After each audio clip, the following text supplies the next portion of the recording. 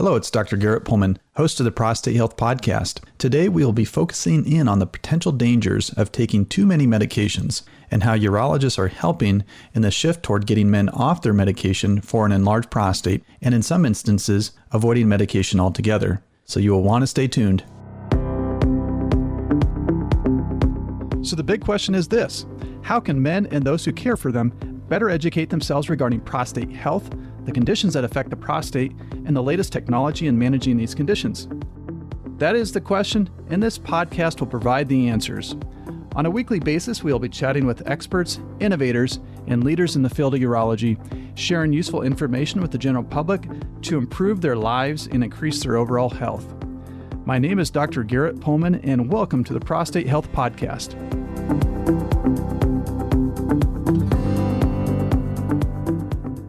Prostate Health Podcast is for informational purposes only. Nothing in this podcast should be construed as medical advice. By listening to the podcast, no physician-patient relationship has been formed. For more information and counseling, you must contact your personal physician or urologist with questions about your unique situation. Joining us today on the Prostate Health Podcast is board-certified urologist Dr. Peter Walter. Dr. Walter continues to be a visionary in the treatment of an enlarged prostate and remains integral in the new paradigm shift in how we treat these men. He is a graduate of the State University of New York at Buffalo School of Medicine and completed his general surgery and urologic training at Upstate Medical Center in Syracuse. He currently is practicing in Jamestown, New York. He was one of the first 8 urologists in the United States to be designated as a UroLift Center of Excellence. Dr. Walter, welcome to the Prostate Health Podcast.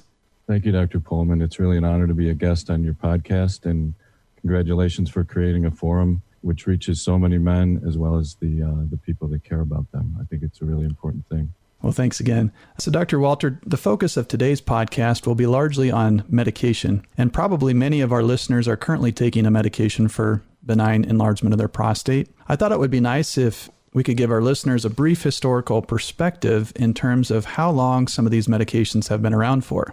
Sure. Before the release of these medications, prostate surgery was really the only viable treatment option. And when medications became available, many men really welcomed this new option. The first FDA-approved drug for BPH was Cardura, which was actually released in 1990. And I just started my urology residency training that year. This was followed by the release of many other medications over the next 2 decades, and I'm just going to kind of give a list of them right now. So Cardura in 1990, and then Proscar in 1992, Hytrin in 1993, Flomax in 1997, Avodart in 2001, Uroxetrol in 2003, Rapaflo in 2008, Jalin in 2010, and more recently Daily Cialis in 2011, which actually has a kind of a dual indication to treat both BPH, enlarged prostate, and erectile dysfunction. As you can see, there's a lot of medications that are available to men now. Now, obviously, nobody wants to take a medication if they don't have to.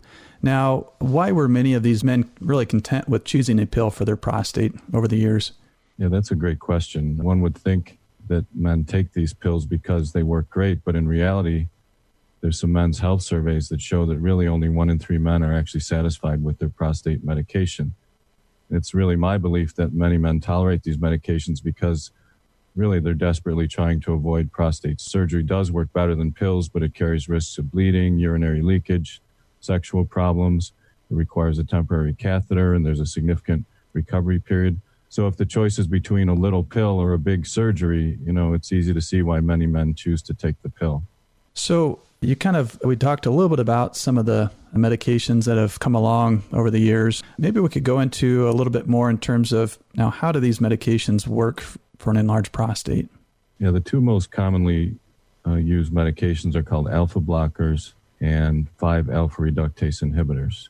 Alpha blockers like Flomax work by actually relaxing the smooth muscle within the prostate, making it somewhat easier for a man to pass urine. Medications like finasteride and dutasteride are called 5-alpha reductase inhibitors, and they actually work by shrinking an enlarged prostate. So they work by 2 different mechanisms or means, and oftentimes men are placed on both of these pills for a single problem of enlarged prostate.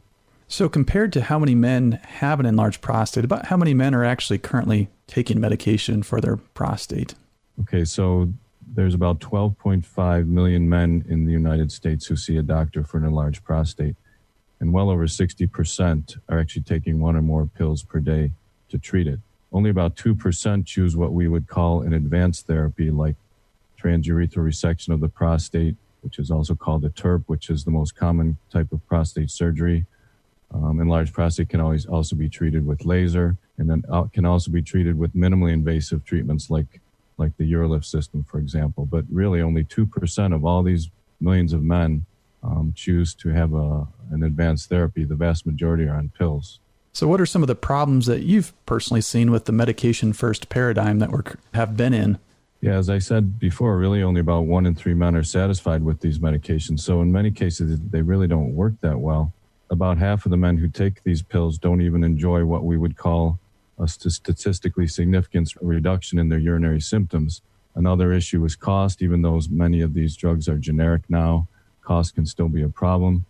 And let's face it, it's a hassle to keep your medications renewed and to take a pill every day.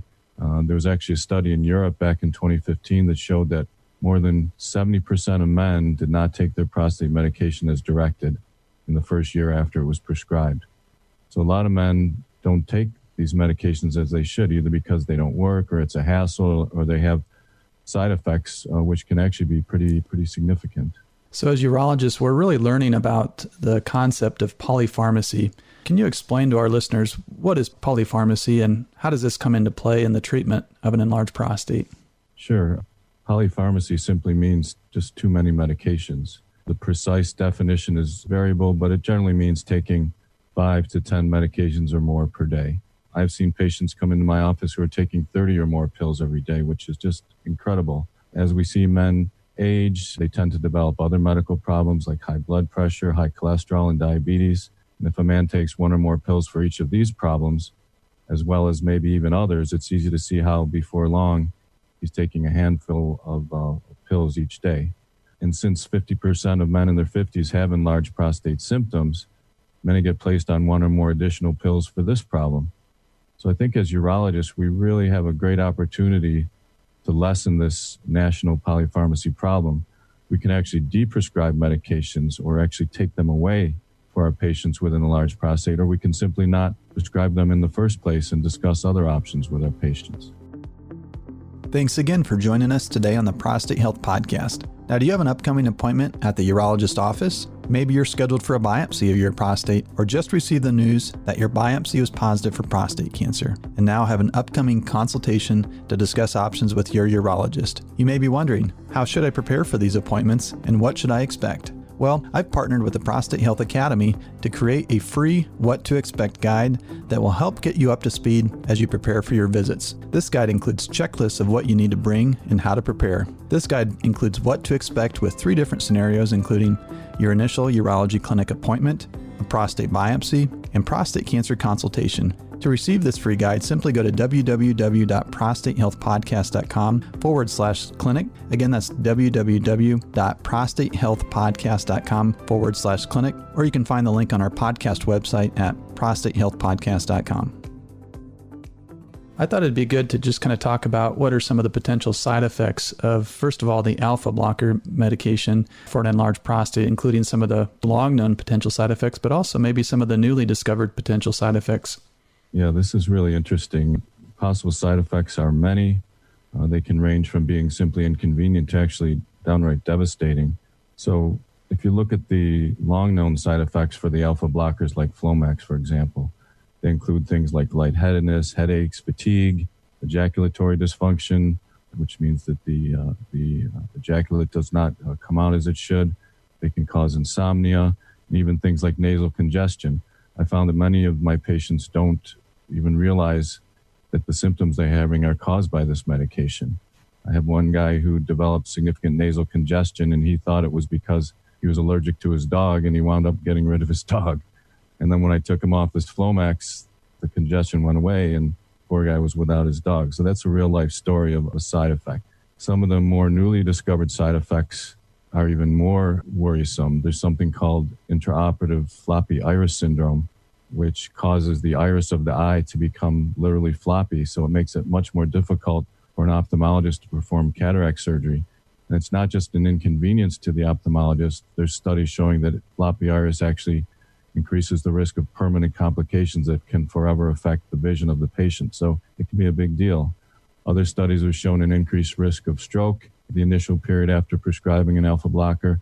And there's also a study showing a potential increased risk of dementia with long-term Flomax therapy. So, these things are really cause for concern.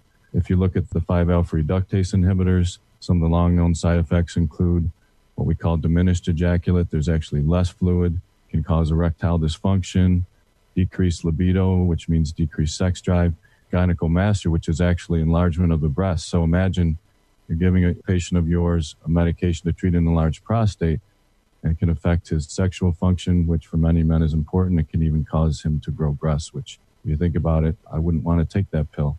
Some of the more newly discovered side effects with the 5-alpha reductase inhibitors include even depression and an increased risk of suicidal thoughts, an increased risk of metabolic syndromes like type 2 diabetes mellitus and fatty liver, and even perhaps an increased risk of dementia. So we need to realize that we're targeting the prostate, but these medications go through the entire patient's body, including their brain and their eyes, their blood vessels, other sexual organs, and they're really not a targeted therapy at all. Dr. Walter, you and I have both seen a lot of men over the years who have been on long-term medication, and then we look in their bladder and they already have significant damage despite being on the medication. I was going to see if you could comment on the concept of bladder preservation.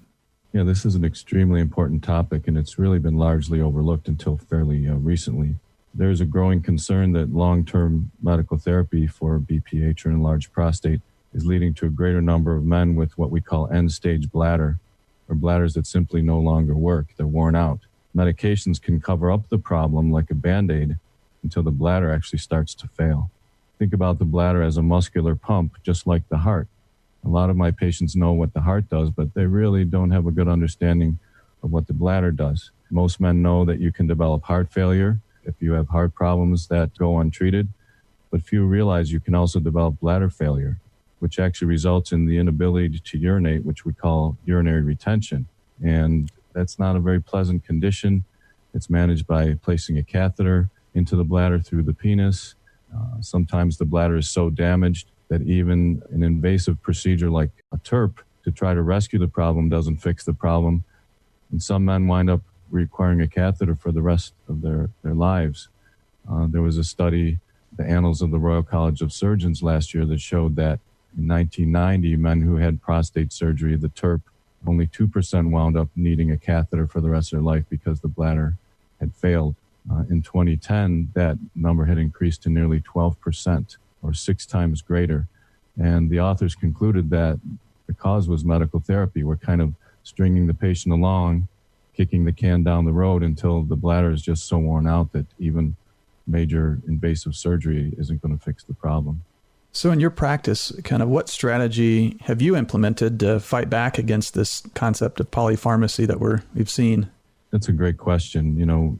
We've discussed many problems with medications. They only improve symptoms to a modest degree. There's very high rates of noncompliance or patients not taking the medications like they should, very significant potential side effects. And we're finding a very poor ability to preserve the health of the bladder, particularly over the long term.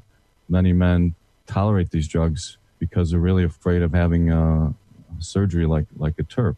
Many men do nothing about their urinary problems simply because they don't know what their options are. I think we really need to do a better job of informing them, and I think that's why this podcast is so important. One thing that has really been a godsend to my patients is a procedure called UroLift, and it's what we call a minimally invasive therapy.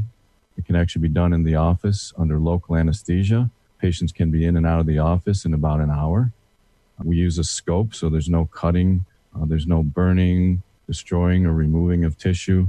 We use a scope to carefully place tiny implants into the prostate to relieve the blockage caused by the enlargement. These tiny implants hold the prostate open like stitches. So if you can imagine these little ties that we use to hold the curtains open, that's exactly how they work with the prostate. So before you place these implants, the prostate is basically shut, and then after you place the implants, it's held open, and you create a nice channel throughout the length of the prostate.